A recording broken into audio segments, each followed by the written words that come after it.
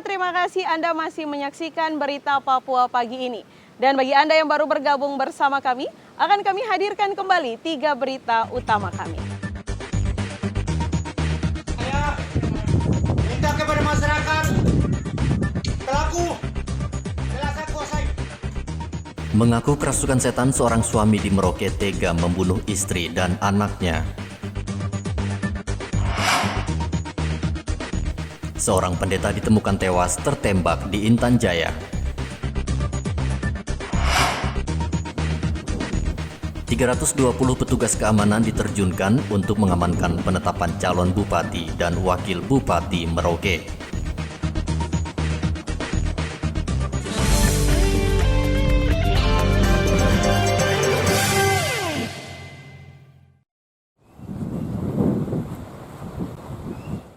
...320 personil gabungan polisi dan tentara disiapkan untuk mengamankan penetapan calon Bupati Merauke Rabu hari ini. Petugas mewaspadai massa yang tidak terima jika calonnya dinyatakan gugur oleh KPUD. Kapolres Merauke AKBP Ari Purwanto mengatakan Jalan Ahmad Yani akan ditutup polisi selama pengumuman penetapan calon berlangsung. Tentunya strategi kita adalah kita melibatkan personil secara maksimal, sekitar 300 personil kita akan libatkan untuk penetapan termasuk pencabutan nomor pasangan paslon, dan kita juga sudah akan melakukan penutupan akses jalan di KPU seperti yang kita lakukan pada saat masa pendaftaran. Jadi kepada seluruh masyarakat yang akan melintas di sepanjang jalan Ahmad Yani ya, agar mencari jalur alternatif lain. Di samping itu kita juga sudah akan menempatkan personil TNI Polri untuk menjaga dan mengawasi objek-objek vital yang ada di Kabupaten Merauke ini. Ancaman ataupun kekhawatiran itu sangat normal, namun saya himbau kepada seluruh masyarakat Merauke, ya ini adalah tahapan pilkada yang harus kita laksanakan dan harus kita amankan. Dan sekali lagi kita semuanya adalah saudara, ya. Ada atau tidak ada pilkada, kita adalah sudah hidup berdampingan bertahun-tahun, kita sudah hidup bersama-sama di Kabupaten Merauke ini. Jangan sampai hanya gara-gara pilkada akan timbul musuh-musuh yang baru. Maka dari itu mari kita sambut saja pilkada, ikuti aturan mainnya, ikuti apa yang sudah diumumkan oleh KPU. Kapolres juga menghimbau paslon tidak mengerahkan massa saat pengumuman berlangsung. 4 paslon mendaftar di KPUD Merauke melalui jalur partai politik. Merauke merupakan satu dari 11 kabupaten di Papua yang menggelar pilkada serentak tahun 2020. Muhammad Ridwan melaporkan dari Merauke, Papua.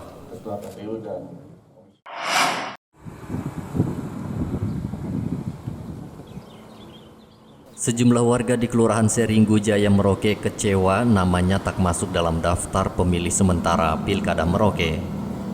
Warga sengaja datang mengecek nama mereka dalam DPS yang ditempel petugas di papan pengumuman kantor kelurahan. Ada cek nama, belum ada juga? Belum ada nama. Belum ada juga ya? Ada. Di TPS berapa? TPS 5. TPS 5 ya? Iya. Oh gitu. Ada nama Bapak? Ada nama ya? Sementara itu Kepala Kelurahan Seringgu Jaya Yosina mengatakan warga yang tidak terdaftar langsung didata oleh petugas untuk dilaporkan pada KPU. Data center kami sudah tempel dari seminggu lalu. Warga sebagian ada yang sudah datang mencek nama dan kami menampung yang belum terdata di sini, nanti kami masukkan. Oh gitu. Jadi ada beberapa warga sudah datang tidak tercantum ya? Iya. Oh gitu. Jadi pihak kelurahan mencatat itu? Mencatat untuk gitu. data kami nanti laporkan lagi. Oh gitu. Ibu, untuk kelurahan Seringgu Jaya ada berapa TPS di sini, Bu? Di sini 14. Kan masyarakat dapat berpartisipasi aktif untuk melihat nama-nama yang belum tercover di situ, sehingga masih ada kesempatan bagi masyarakat untuk mendaftarkan diri.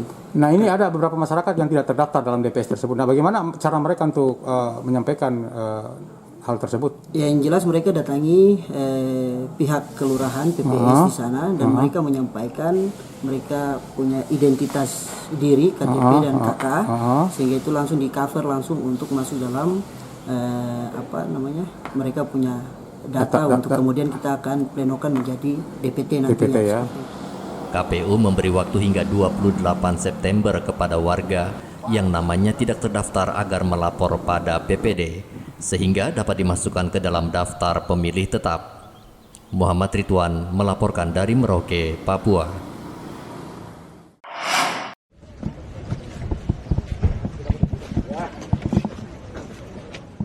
Ratusan ojek online dan sopir angkot di Kota Jayapura senang mendapat sembako dari polisi. Pembagian sembako digelar di halaman Polda Papua dengan protokol kesehatan seperti menjaga jarak dan wajib pakai masker.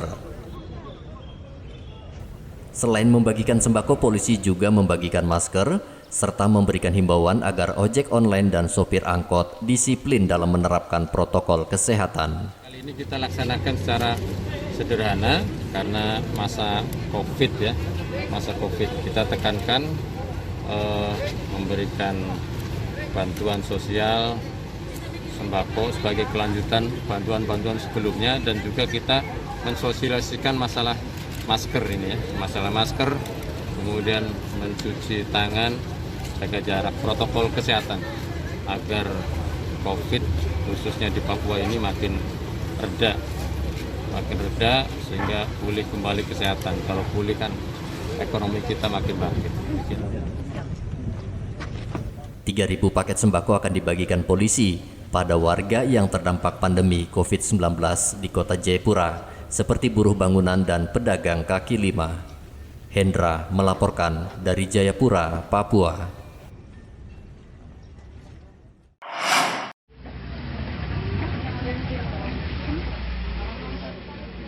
Stok darah di seluruh rumah sakit Mimika kosong.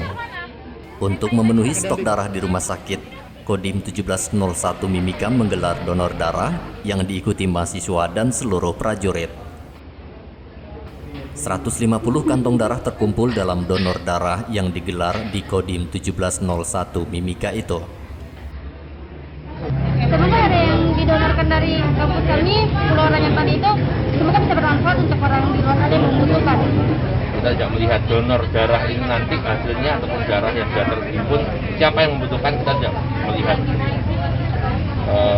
ataupun mungkin pengaturan penggunaannya. Kita serahkan ke PMI, siapapun yang membutuhkan darah itu tinggal berkoordinasi dengan rumah sakit, punya stok, bisa diambil. Termasuk seandainya mungkin ada kebutuhan darah yang secara insidentil mungkin dibutuhkan, itu juga kami TNI khususnya dihubungi, kita akan siap untuk mendukung. Mencegah penyebaran COVID-19, seluruh pendonor wajib pakai masker dan menjaga jarak saat diambil darahnya. Igobat Momolin melaporkan dari Mimika, Papua. Pemirsa, berita yang baru saja Anda saksikan sekaligus menutup jumpa kita dalam Berita Papua pagi ini. Bersama kru yang bertugas, saya Cynthia Deli mengucapkan terima kasih dan kami pamit undur diri. Selamat pagi, semangat pagi, dan wanyambe.